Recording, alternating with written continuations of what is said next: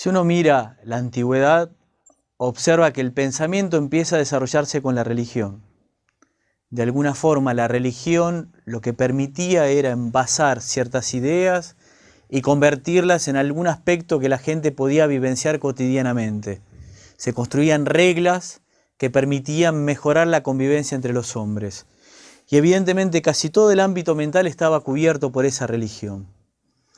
En un determinado momento comienzan a aparecer otras manifestaciones, como la filosofía, que empieza a tratar de entender qué es lo que le sucede al hombre en relación al mundo.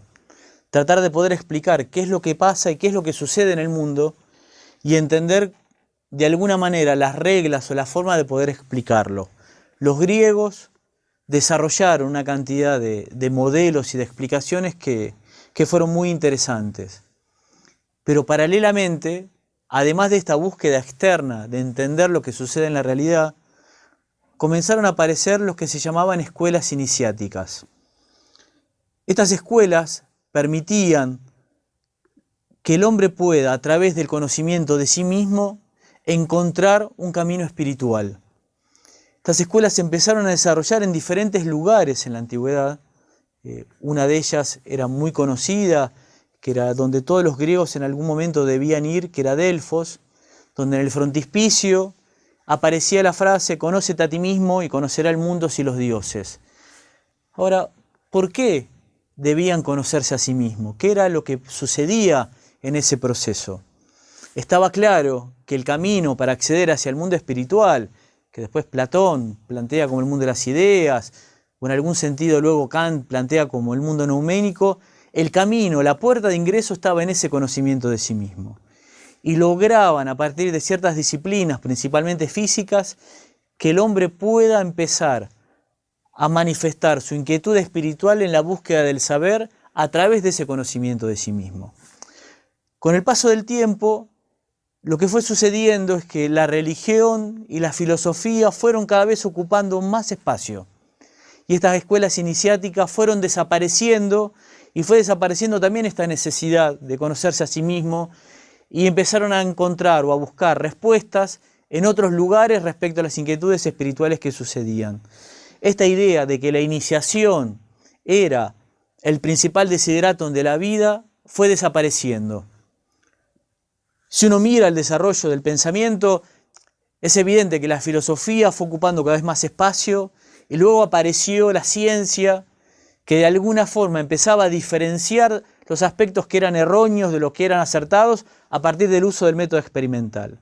Empieza a construirse otro modo de buscar el saber que de alguna forma reemplaza el espacio que ocupaban estas escuelas a través de la ciencia. A partir del siglo XVIII, con la revolución industrial, empieza también a cambiar la orientación de la vida del hombre. En aquel momento los aspectos materiales tenían su relevancia, pero no era lo central. Comienza ahora la búsqueda del dinero como uno de los aspectos relevantes de la vida. Las personas que tienen dinero empiezan a ser personas importantes en la sociedad. Empiezan a buscar que la satisfacción y el desarrollo del hombre estaba vinculado al desarrollo material. Lo que buscaban, de alguna manera, era poder mejorar la vida, mejorando los aspectos de la vida física, a partir del desarrollo de los inventos materiales y también a partir del desarrollo económico que empezaba a producir esta revolución industrial. El hombre comienza un proceso de materialización muy fuerte, pero por alguna razón especial, a fines del siglo XIX, comienza a haber ciertas inquietudes en la humanidad.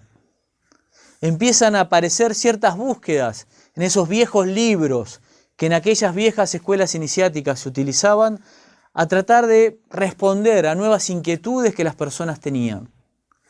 Comienza una nueva eclosión espiritual, empezar a buscar en Oriente, en Occidente, en cierta bibliografía, en ciertas formas de lectura de esos libros, la respuesta a una cantidad de preguntas que tenían que ver con la vida del hombre.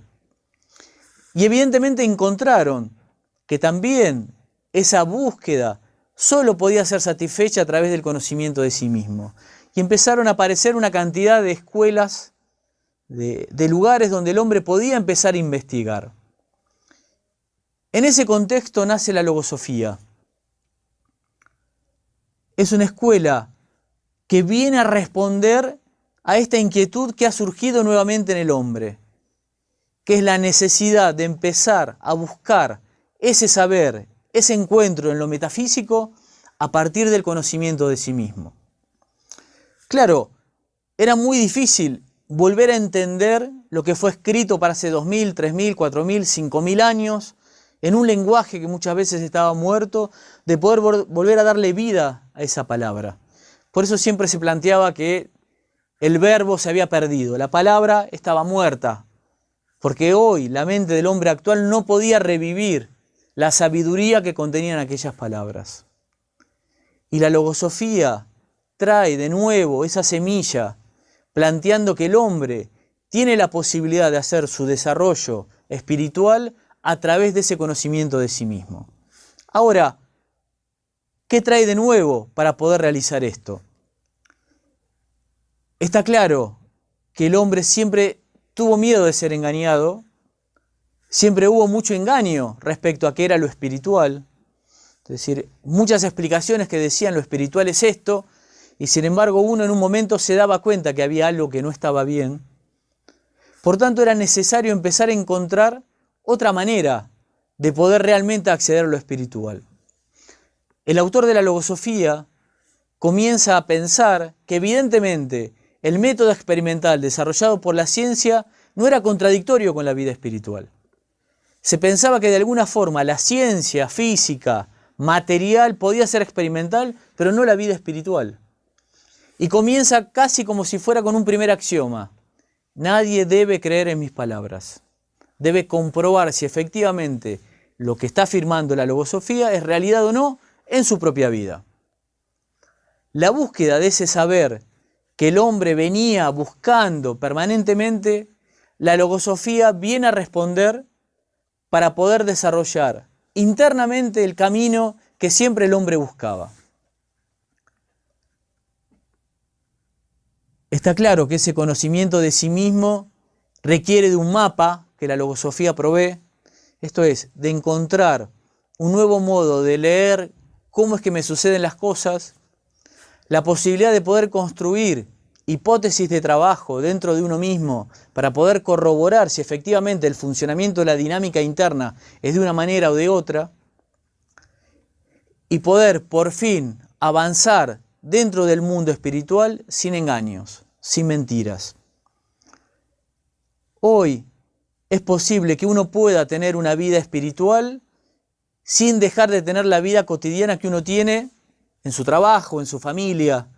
La logosofía no pide que uno abandone su vida material para tener una vida espiritual, es absurdo.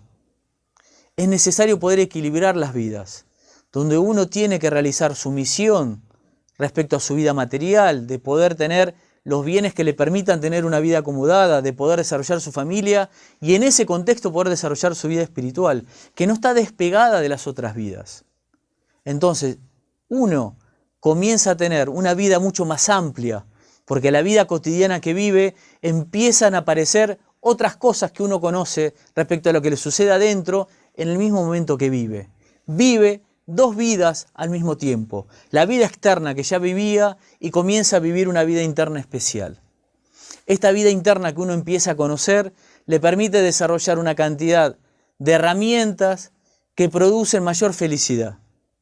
Esto es, uno logra entender por qué le pasan las cosas que le pasan. Logra encontrar herramientas que le permiten cambiar aquellos aspectos que necesita cambiar, sus deficiencias, las cosas que lo hacen sufrir. Pero en ese proceso de vivir y de conocerse en el vivir, comienza también a buscar esa puerta que habían encontrado los antiguos para poder encontrarse con ese mundo espiritual, con ese mundo metafísico que hasta ahora era difícil de acceder, por las mentiras, por los engaños o por la ignorancia. La logosofía viene a resolver este problema que hasta ahora no ha podido ser resuelto de la manera científica, de la manera experimental que la logosofía lo ha hecho.